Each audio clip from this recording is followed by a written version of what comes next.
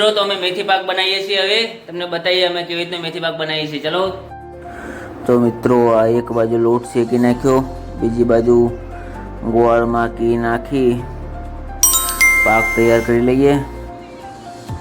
ઠંડીની સિઝનમાં ખાવા લાયક બહુ મજા આવે એવો મેથી પાક।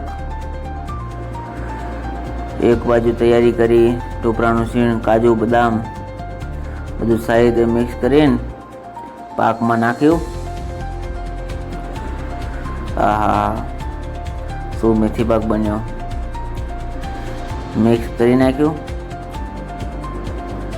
થોડી વાર આ રીતના આવી રીતના એક સરખું બધું મિશ્રણ થઈ જાય ત્યાં સુધી હલાવીને મેથીના લાડુ વાળી દેવી। મિત્રો લાડુ તૈયાર થઈ ગયા છે અમારા ખાવા માટે।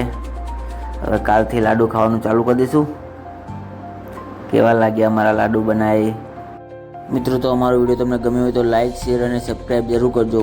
Thank you.